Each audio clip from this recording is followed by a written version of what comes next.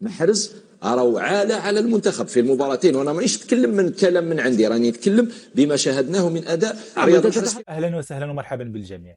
في هذا الفيديو هذا غادي نشوفوا كيفاش واحد المواطن ايفواري تكلم على الجماهير المغربيه وعلى الشعب المغربي بصفه عامه.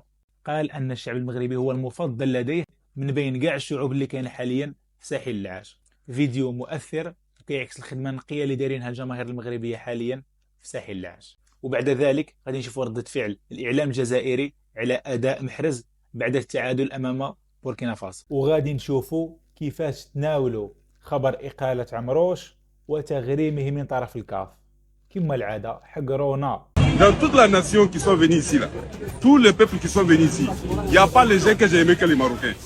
Parce que ce que vous avez fait là, vous avez montré que non, vous êtes des Africains, vous avez montré que vous êtes venus chez vos frères. Vraiment, c'est bien. J'ai beaucoup aimé pour vous là. J'ai les larmes aux yeux. Vraiment. Non, merci beaucoup. Vous avez bien fait, Wallahi. Quand je regarde ça là, j'ai l'âme aux yeux même, Wallahi Billahi. Vraiment. Au revoir, merci bien. ورثني يا صاحبي والله. يقدر واحد يقول لك بصح لو كان يعطي له، يقدر يزيد يعطي له فرصه اساسي في المباراه الثالثه ويقدر يتالق. ما نقدروش عايشين احنا بالاحتمالات. دوك محرز لازم يحال على دكه البدلاء ومن بعد يدخل كاحتياطي. اذا قدم الاداء المرجو يقدر يعاود يولي، اذا اثبت باللي راه يستحق فرصه اساسيه يعاود يولي في الدور الثاني كاساسي اذا تاهلنا ان شاء الله. اما انه يبقى محرز اساسي فوق العاده بهذا الاداء، فعفوا انا نكون صريح وراح نكون قاسي شويه. محرز راهو عال على المنتخب في المباراتين، وانا مانيش نتكلم من كلام من عندي، راني نتكلم بما شاهدناه من اداء رياض محرز في تتحدث عن المباراتين وليس عن تاريخ محرز مع المنتخب الوطني. محرز يبقى واحد من احسن اللاعبين في تاريخ كره القدم الجزائريه، هذا شيء مفروغ منه، ولكن الشرعيه الثوريه اخي العزيز ما نقدروش نلعبوا بها احنا في المنتخب.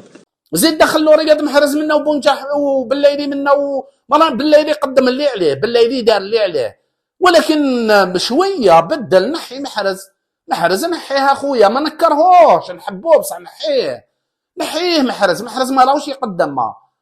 ما راكوش تشوفوا دوك نروحوا للحيط ندخلوا في حيط على جال رياض محرز.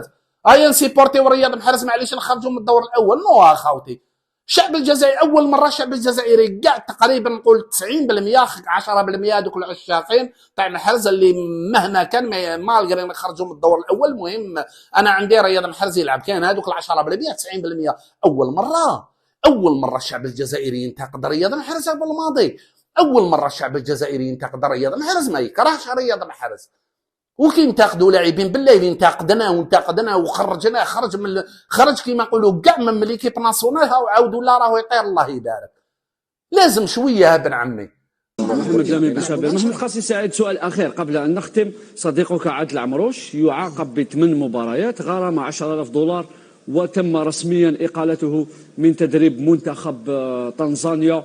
ربما اصبح من يقول الحق منبوذا، حتى في على كل حال في الاتحاد الافريقي شيء عادي، لكن ما قاله عادل عمروش لم يرتكب جرما ليعاقب كل هذه العقوبه.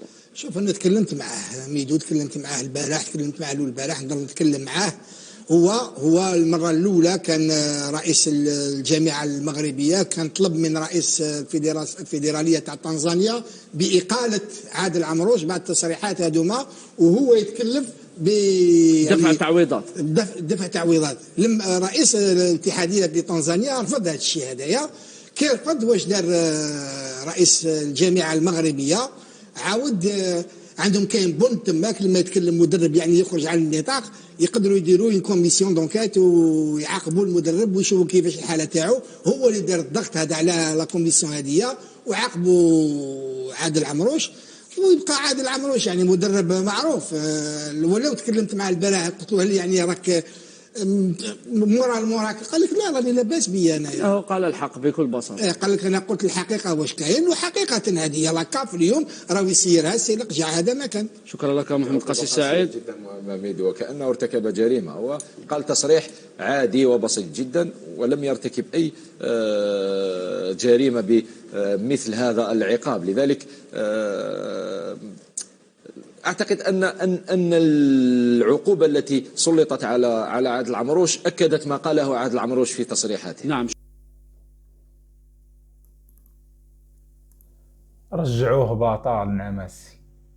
لا حول ولا قوة إلا بالله العلي العظيم.